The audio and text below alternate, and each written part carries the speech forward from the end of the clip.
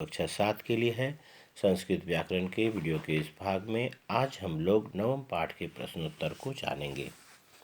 नवम पाठ के प्रश्नोत्तर में जैसा कि आप देख रहे हैं, यहाँ पर कोष्टक में कुछ शब्द दिया हुआ है, उन शब्दों के उचित रूप को यहाँ पर लगाना है। जैसे यहाँ पर देख रहे हैं, बाकी शब्द लिखा हुआ है भोजनम करोमि, इसमें अस्मत् शब्द का अहम शब्द लगेगा तो वाक्य बनेगा अहम भोजनम करोमि। सैनिक शब्द दिया हुआ है, रक्षन्ति है, तो सैनिक का बहुवचन रूप सैनिकाः होगा, सैनिकाः देशम रक्षन्ति।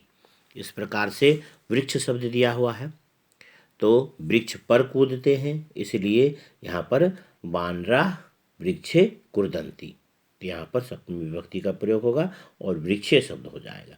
हम लोग दो आँखों से देखते हैं, इसलिए चौथा नंबर में जो है वयम नेत्राभ्याम पश्यामः, नेत्र का नेत्राभ्याम में हो जाएगा।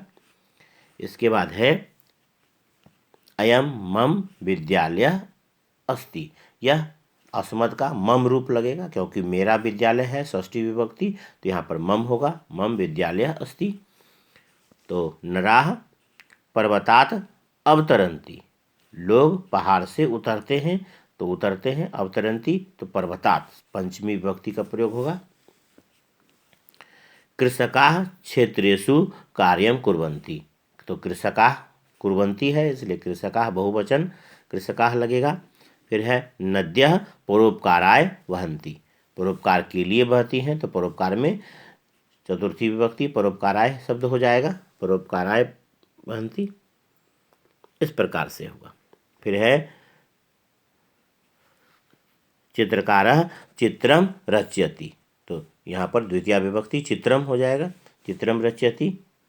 इसमें धावका है, यहाँ पर धावती नहीं होकर धावंती होगा, धावकाः चरणाभ्याम धावंती, ये शब्द धावंती लगा देंगे, इसको कट करके लिख लेंगे इस प्रकार से, धावंती चरणाभ्याम धावंती, धावक पैरों से दौड़ते।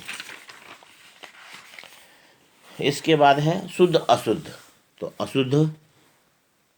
अशुद्ध शब्दों के जगह में शुद्ध शब्दों को लगाना है। जो अशुद्ध है उसको सही करना यह अनिवार्य होता है। आपके मुख्य पाठ्य पुस्तक में भी वाक्यानि शुद्धम कुरुत दिया हुआ है और वह भी सिलेबस का भाग होता है, कारक का ही चीज़ है। तो इसमें कारक की संबंधित गलतियां जो है, यह ब्लू कलर से है वह गलत शब्द है, यह रेखांकित में रहता है और उसके स्थान पर सही शब्द लगाना होता है। तो कपि मतलब होता है बंदर, तो कपयः कदली फलानी खादंती, इसका सही रूप होगा कदली फलानी, क्योंकि कदली फलेन नहीं होके कदली फलानी होता है। आकाशात वर्षा भवति, आकाश से वर्षा होती है, तो आकाशात आकाश से न होके आकाशात होगा, आकाशात वर्षा भवति।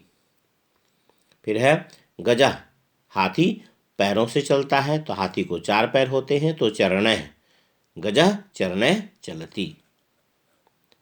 अहम लेखम लिखामि, मैं लेख लिखता हूँ, तो अहम लेखम लिखामि, इस प्रकार से लेखम लिखेंगे।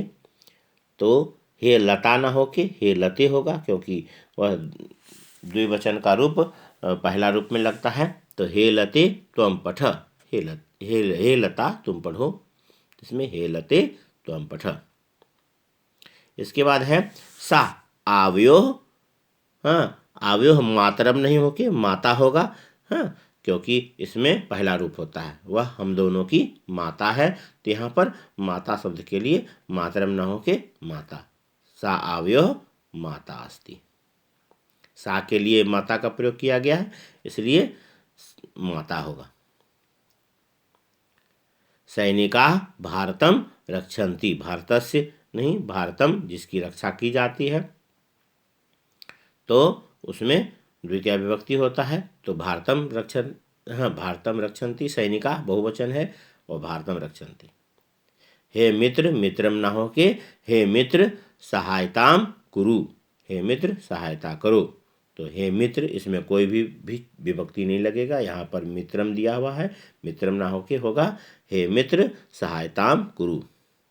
फिर है जनाः नौकया, नौकाया षष्ठी विभक्ति का रूप है, नौकया नाव से जाते हैं, तो नौकया तृतीया विभक्ति, नौकया नदी पारम गच्छन्ति, नदी पारम गच्छन्ति, जनाः नौकया नदी पारम गच्छन्ति। इसके बाद है अहम कलमेन, कलमात नहीं होकर के कलमेन होता है जो कि माध्यम है, इसलिए तृतीया विभक्ति अहम कलमेन लिखामी, इस प्रकार से सही बनेगा। इसके बाद है क्या पढ़ते हैं, तो किताब पढ़ते हैं, ग्रंथ पढ़ते हैं, तो ग्रंथः नाव के ग्रंथम होगा, इसलिए छात्राः ग्रंथम पठन्ति, सभी छात्र ग्रंथ पढ़ते हैं। जनाः चरणाभ्याम चलन्ति, तो चरणाभ्याम शब्द सही होगा, चरणाभ्याम। खगाः नीडेषु वसन्ति, इसमें नीडेषु शब्द भरेंगे इस प्रकार से। ओम प्रकाशः कार्यानेन गच्छति, ओम प्रकाश कार से जाता है, कार्यानेन, तो शिशु क्रीडनाय रोदिति, बच्चा खेलने के लिए रोता है, क्रीडनाय रोदिति। हस्तात् रूप्यकम अपतत, हाथ से पैसा गिरता है, तो हस्तात् रूप्यकम अपतत, इस प्रकार से होगा। वने मयूरः नृत्यति, वन में मोर नाचता है, मयूरेन ना हो के मयूरः होगा, हाँ, क्योंकि वने में विभक्ति लगा हुआ है, यह करता है मयूरः, मोर नाचता है, इसलिए मयूरः। सूर्य प्रकाशाय भवति, प्रकाशाय हो जाएगा इसमें। मातृचरणयोः मम प्रणामाः, माता के दोनों चरणों में, तो मातृचरणयोः द्विवचन का रूप लगेगा, मातृचरणयोः माता के दोनों चरणों में मेरा प्रणाम, तो चरणयोः।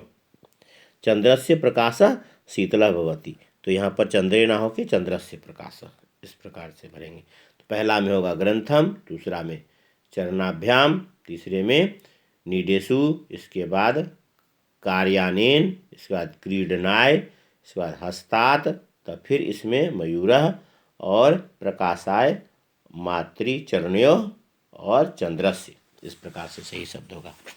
यहाँ पर है टर्म कंडीशन के साथ में दिया हुआ है। चौरम में तीसरा रूप लगेगा, चौरम उभयतः सैनिकों, चोर के दोनों ओर सैनिक हैं। गृहम में पांचवा रूप लगेगा, यानी गृहम प्रति गच्छति,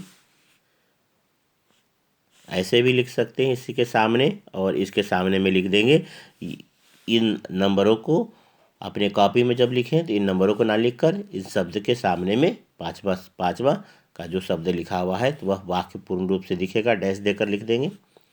तो चौरम उभयतः सैनिकौ गृहम प्रति गच्छति, इंद्राय में हो जाएगा पहला नंबर, इंद्राय वसट, स्वाहा के योग में ही वसट का शब्द का भी प्रयोग होता है, इसलिए वसट गौ नंबर होगा। इंद्राय वसट, तो होम करते हैं या हवन करते हैं तो इसमें वसट कहा जाता है।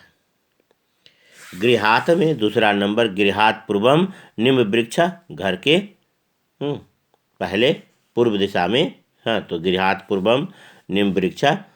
ज्ञानात में चौथा नंबर होगा, ज्ञान, हाँ, चौथा नंबर, इसमें ज्ञानात ऋते न मुक्ति, यह शब्द हो जाएगा सामने। इसके बाद दुर्गम सातवां रूप होगा, दुर्गम अभितः परिखा, हाँ, ठीक है, अभितः परिखा, तो इसमें जो कठिन रास्ता है उसके आगे खाई है, तो परिखा खाई, दुर्गम अभितः परिखा। फिर है अध्यापिकायै, तो इसमें हो जाएगा यह लास्ट वाला नंबर 6, यानी नमः, अध्यापिकायै नमः। नमः का प्रयोग यहाँ भी कर सकते हैं, लेकिन यहाँ वसट दिया है इसलिए भगवान है इसलिए वसट कहेंगे स्वाहा, और यहाँ पर अध्यापिकायै नमः, इसलिए 6 नंबर सही होगा। इसके बाद इसमें 5वां नंबर में विभ धातु के योग में जिससे भय लगे तो सिहात न बिभेति, भरता सिहात न बिभेति, भरत सिंह से नहीं डरता है। तो लक्ष्म्याय नमः, लक्ष्मी को प्रणाम, नमः करते हैं, नमस्कार करते हैं। तो माता बाले स्नेहयति, जिस पर स्नेह किया जाता है, बाले इसलिए बाले शब्द लगा है, बाले स्नेहयति। अलम वार्तालापेन, तो बातचीत करने के में मना किया जाता है, बस करो में, वार्तालापेन। अग्नि स्वाहा, अग्नि को स्वाहा कहते हैं इसलिए अग्नि स्वाहा। अलम कलहेन, कलह मत करो, तो कलहेन में भी तृतीया विभक्ति लगा है। विद्या मूर्तिकलायां कुशला दिव्या मूर्तिकलायां कुशला, दिव्या मूर्तिकला में कुशल है। इस प्रकार से मूर्तिकलायाम हो जाएगा यहाँ पर बीच में, क्योंकि कोई एक कला है, इसमें कला वाला शब्द एक यही है मूर्तिकला, इसलिए मूर्तिकलायाम होगा। आम्रेन सह लवनम अपि आनय, आम के साथ नमक भी लाओ। हाँ, तो आम्रेन सह के योग में आम्रेन होगा, तृतीया विभक्ति का शब्द। बालकाय प्लांडु न रोचते, पलांडु प्याज, तो इसलिए बालकाय न रोचते। लीलावती केन सह गच्छति, क्वेश्चन मार्क है इसलिए केन हो जाएगा, केन प्रश्न वाला शब्द है। केन, लीलावती केन सह गच्छति। समीहा धावने निपुणा, समीहा दौड़ने में निपुण है। बालकेभ्यः मिष्टान्नानि रोचन्ते, बालकेभ्यः बहुत सारे बच्चों के बारे में है, तो बालकेभ्यः शब्द भी दिया हुआ है, तो बालकेभ्यः यहाँ पर हो जाएगा, बालकेभ्यः मिष्टान्नानि रोचन्ते। जनकः पुत्रे स्नेहयति, पिता पुत्र को स्नेह करते हैं, तो पुत्रे श्री जनकः पुत्रे स्नेहयति। फिर है मार्गम अभितः पुष्पाणि, तो मार्ग के दोनों ओर फूल है। फिर है सिद्धार्थ निर्धनेभ्यः वस्त्राणि यच्छति, सिद्धार्थ निर्धनों को वस्त्र देता है। इस प्रकार से इसे सुने समझें और वीडियो को रोक करके सुविधा के अनुसार से भर लेंगे और समझ में भी आया होगा। पुस्तक को सामने खुली रखें, याद होगा, और इसे इन प्रश्नोत्तरों को निश्चित रूप से भरेंगे और अभ्यास करेंगे इसका। और इस पाठ के टर्म कंडीशन को मैंने पहले ही यूट्यूब में बनाया हुआ है, इसे सुने और समझें, लिखें। धन्यवाद।